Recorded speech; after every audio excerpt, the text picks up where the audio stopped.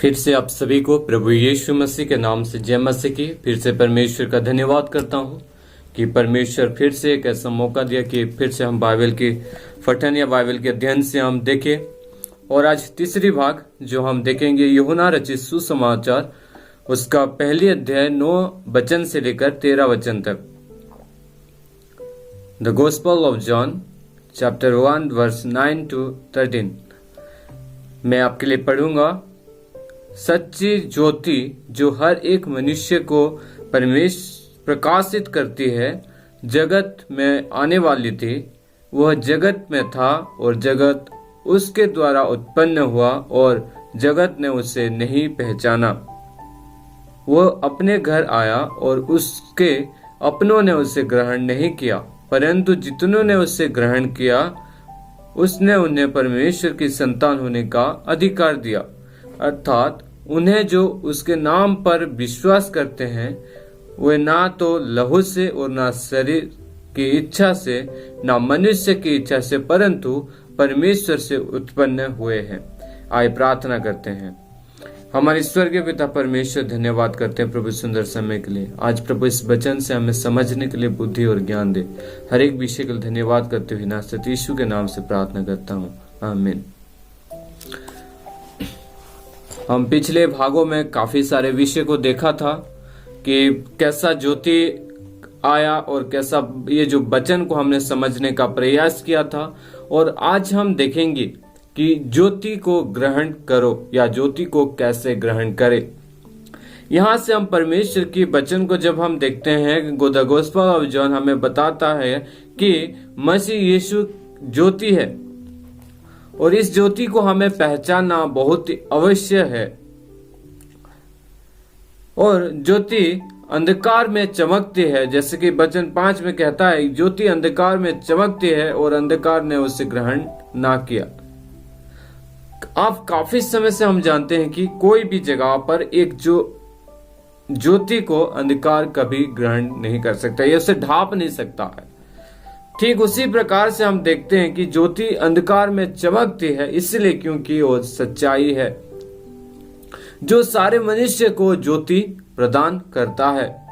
वचन 10 से अगर हम देखते हैं तो यहाँ से हम देखते हैं कि जगत में सच्ची ज्योति जो हर एक मनुष्य को प्रकाशित करती है, जगत में आने वाला था। और वही विषय में यूहन्ना भी क्या करता है, गवाही दे रहा है कि ऐसा एक व्यक्ति आ रहा है जिसको हम ज्योति कह सकते हैं, या वो जगत का ज्योति है जो उत्पत्ति से पहले था, यानी कि परमेश्वर ये जो सृष्टि से पहले था और यही जो यीशु मसीह उनके साथ था, यानी कि वो स्वयं परमेश्वर है। जैसे वचन 3 में हम कहते हैं कि सब कुछ उसी के द्वारा उत्पन्न हुआ और जो कुछ उत्पन्न हुआ है उसमें से कोई भी वस्तु उसके बिना उत्पन्न नहीं हुआ। यहाँ पर यीशु मसीह के बारे में बताया जा रहा है। वचन 10 को हम देखते हैं, वहां पर से एक छोटा सा शब्द है, वह जगत में था। जगत में यानी कि पृथ्वी पर उनका जन्म और जीवन काल को दर्शाता है। लोगों ने अपने सृष्टिकर्ता परमेश्वर को नहीं पहचानता है। अपराध ने उन्हें कठोरता से उसे बंद कर दिया था और वो लोगों ने सच्चाई को पहचान नहीं पाया, आत्मिक समझ को मार डाला था। परमेश्वर और मनुष्य के बीच में जो रिश्ता था वो टूट चुका था, इसीलिए उसने ज्योति को ग्रहण नहीं कर पाया। किसने? मनुष्य ने ज्योति को ग्रहण नहीं कर पाया।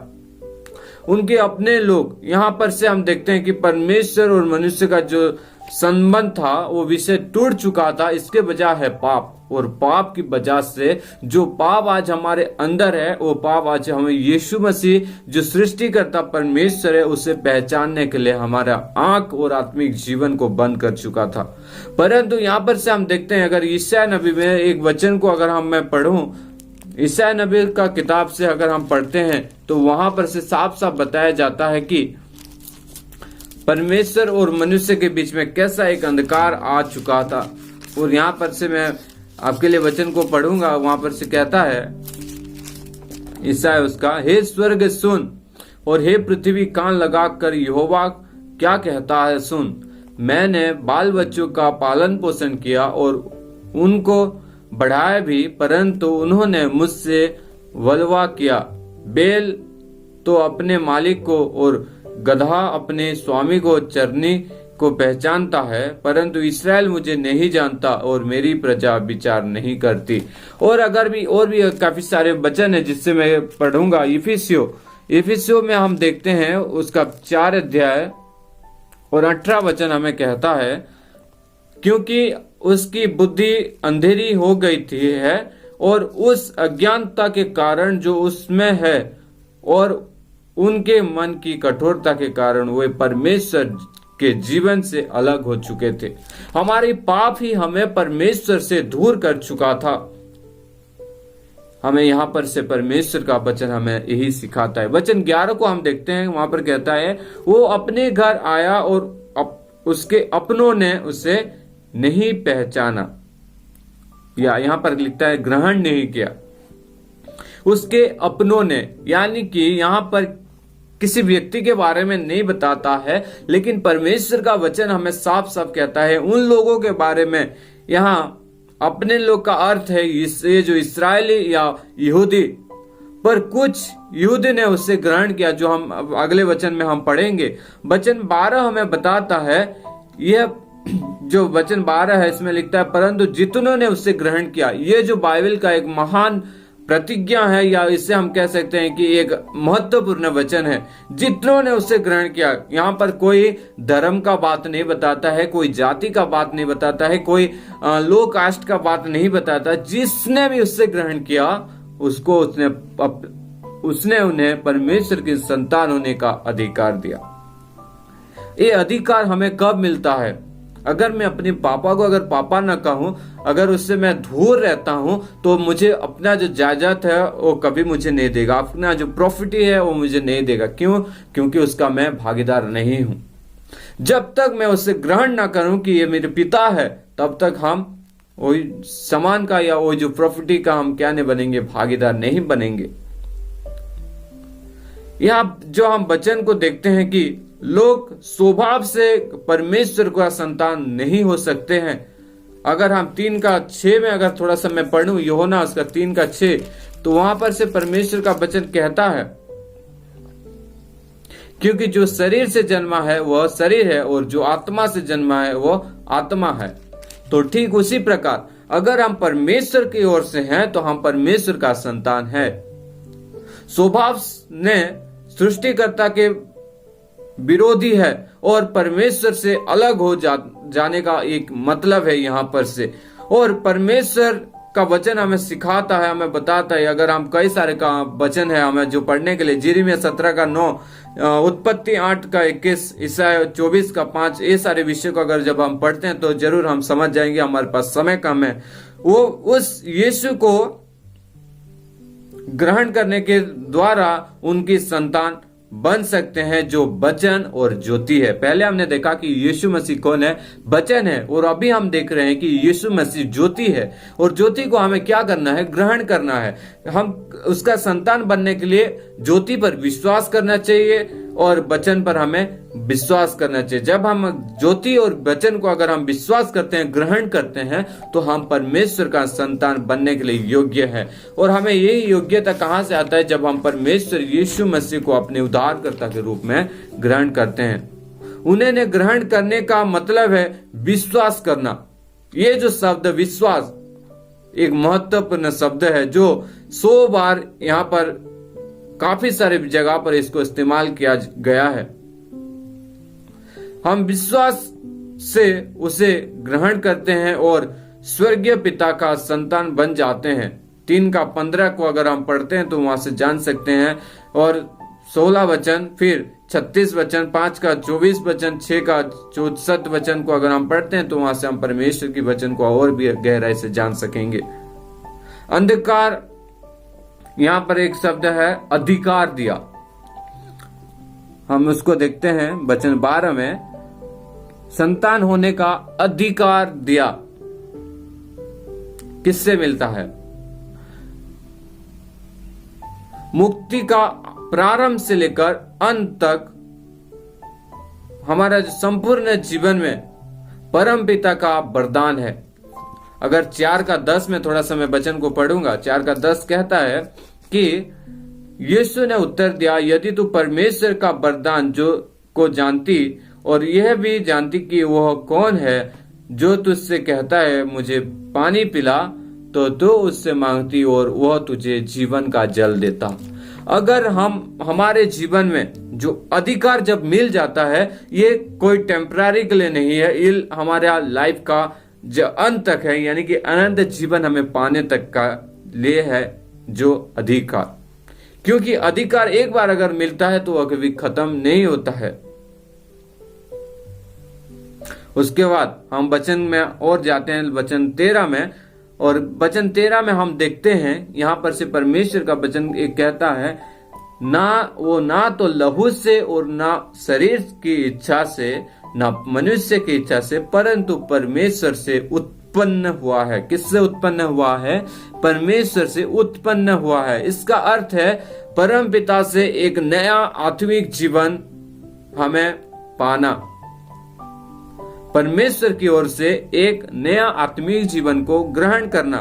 यदि हम यीशु को अपना प्रभु और मुक्तिदाता ग्रहण करते हैं तो हम यीशु और हम यहाँ और अभी एक नए आत्मिक जीवन का अनुभव करते हैं।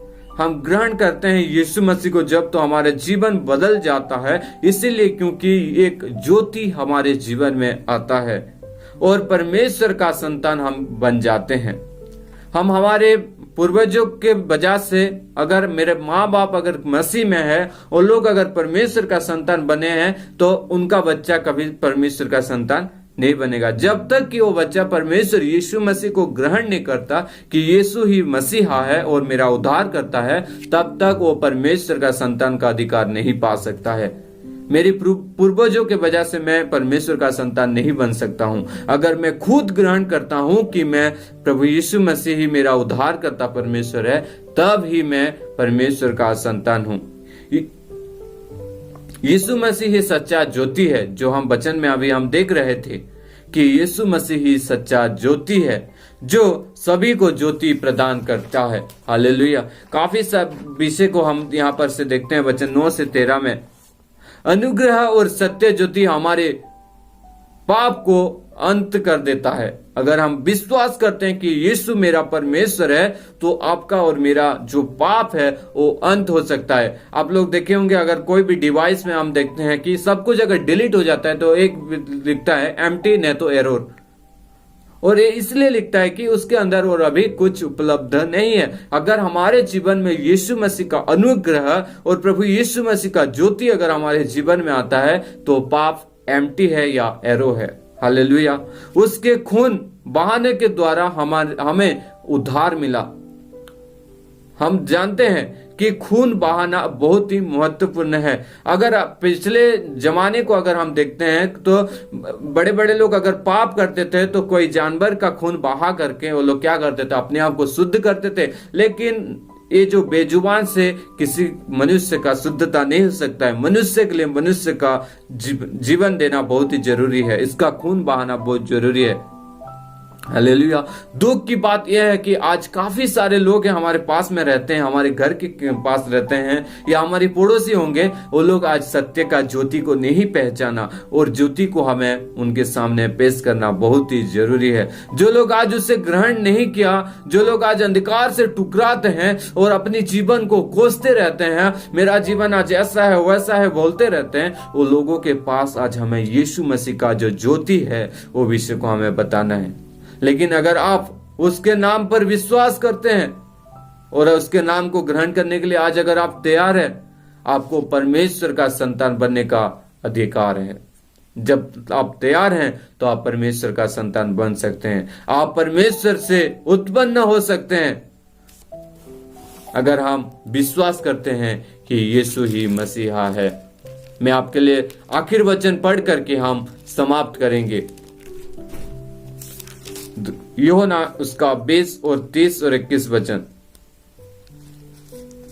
यीशु ने और भी कहा, बहुत से चिन्ह के सामने दिखाए जो उस पुस्तक में लिखा नहीं गए, परंतु वचन 31 को थोड़ा जोर से देखेंगे, यूहन्ना उसका 20 और 31 वचन कहता है, परंतु ये इसलिए लिखा गया कि तुम विश्वास करो कि यीशु ही परमेश्वर का पुत्र है और पुत्र मसीह है, और विश्वास करो कि उसके नाम से जीवन पाओ। अगर हम विश्वास करते हैं तो हमारे लिए जीवन है। परमेश्वर आप सभी को बहुतायत से आशीष करे। यहाँ पर से हमने देखा काफी सारे विषय वचन को हमने देखा कि पहले हमने देखा कि ज्योति को हमें ग्रहण करना है। अगर हम ज्योति को ग्रहण करते हैं तो हमें बेनिफिट ये मिलता है कि हमें परमेश्वर का संतान होने का अधिकार मिलता है, और हम ग्रहण करने के द्वारा हम परमेश्वर से उत्पन्न हो सकते हैं, और जब हम ग्रहण करते हैं तो हमें अनंत जीवन मिलता है। परमेश्वर आप सभी को बहुतायत से आशीष करे, अनुग्रह करे। सभी को जय मसीह की। Thank you.